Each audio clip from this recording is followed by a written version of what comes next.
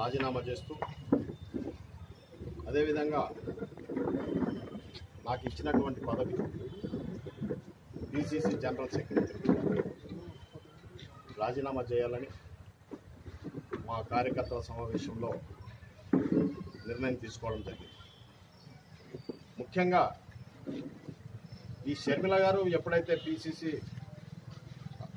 పగ్గాలు చేపట్టినారో మేమంతా సంబరపడిపోయాం. కాంగ్రెస్ కార్యకర్తలంతా ఈమె ఏదో సాధిస్తుంది, ఆంధ్రప్రదేశ్లో కాంగ్రెస్ పార్టీకి ఒక బలమైన నాయకురాలు దొరికింది, రాబోయే రోజుల్లో కాంగ్రెస్ ప్రభుత్వం ఖచ్చితంగా ఏర్పాటు అవుతుంది, ఈ రోజు కాకపోయినా రేపు పొద్దునని అనుకునే స్థితికి మేమంతా కార్యకర్తలు చాలా సంతోషించాం. కానీ పరిస్థితులు తారుమారైపోయాయి. అవి ఎందువల్ల మారినాయో ఏమో మాకు అర్థం కావడం లేదు. మొట్టమొదట 141 అసెంబ్లీ స్థానాలు ఏవైతే ప్రకటించినారో అవన్నీ కేసీ వేణుగోపాల్ ఢిల్లీ ద్వారా లిస్టు వచ్చింది, లిస్టు ప్రకారం ప్రకటించారు. ఆ ప్రకటన ఏదైతే ఉందో ఆ ప్రకటనలోనే సర్కారు ఏరియాలో మొత్తం అసంతృప్తి మొదలైంది.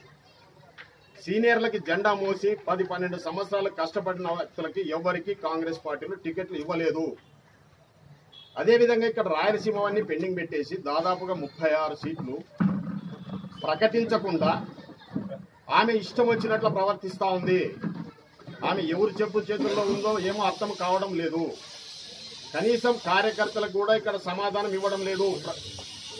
ముఖ్యంగా మన ఎమ్మెల్యేలు తీసుకుందాం. ఎగ్జాంపుల్ డిసిసి అయితేనేమి బాబురావు గారు, అదే ఎంపీ క్యాండిడేట్ ఉన్నారు రాంపులయ్య యాదవ్ గారు.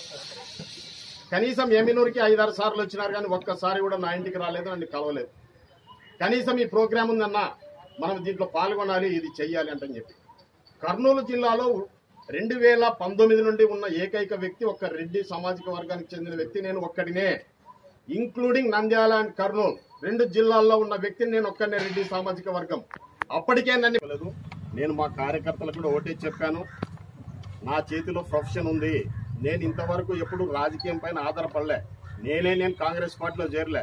2012లో చెన్నకేశ్వరరెడ్డి గారు కాంగ్రెస్ పార్టీకి రాజీనామా చేసి రుద్రగౌడ్ గారికి టికెట్ ఇచ్చినప్పుడు కోట్ల జయసూర్యప్రకాష్ రెడ్డి గారు అయితేనేమి, టీజీ వెంకటేష్ గారు అయితేనేమి నన్ను తీసుకుపోయి మన అప్పటి ముఖ్యమంత్రి కిరణ్ కుమార్ రెడ్డి గారు, అప్పటి పిసిసి ప్రెసిడెంట్ బొత్స సత్యనారాయణ గారు వాళ్ళ సమక్షంలో నాకు ఏదో పదవి ఇస్తామంటని చెప్పి, కార్పొరేషన్ చైర్మన్ ఇస్తామని చెప్పి వాళ్ళైనా హైదరాబాద్ తీసుకుపోయి కాంగ్రెస్ పార్టీ కార్యాలయంలో చేర్పించుకున్నారు. కానీ నేను కాంగ్రెస్ పార్టీకి వస్తానని చెప్పి నేను పోయింది ఏం లేదు.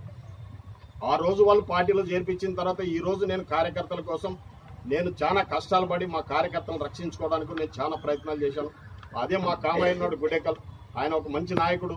ఆయన పైన ఎన్ని కేసులు పెట్టారండి, ఎస్సీ ఎస్టీ కేసు, ఆయన ఎటువంటి సంబంధం లేకుండా ఎస్సీ ఎస్టీ కేసు పెట్టించి జైలు పంపించారు. దాదాపు 5-6 కేసులు పెట్టారు. ఎవరు కాపాడాలండి కార్యకర్తల్ని?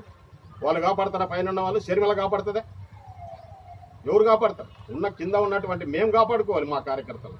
వాళ్ళకేం తెలుస్తుంది కింద మనం పడే బాధలు? ఏదో పైన కూర్చొని ప్రసంగాలు ఇస్తున్నారు కానీ కింద కార్యకర్తలను కాపాడే వాళ్ళు ఒక్కరు లేరండి.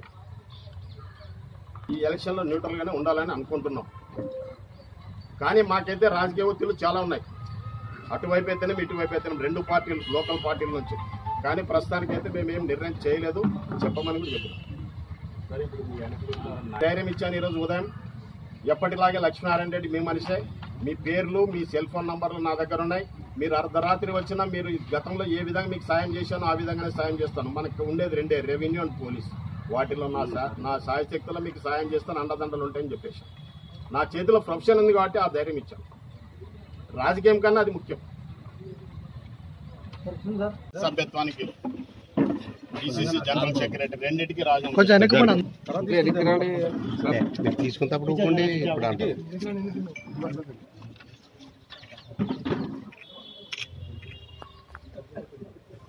మా టౌన్ ప్రెసిడెంట్ వాడు మలేషియా టూర్లో ఉన్నాడు.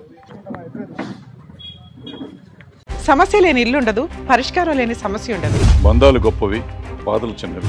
మీ సమస్యని మేము పరిష్కరిస్తాం. రండి మాట్లాడుకుందాం.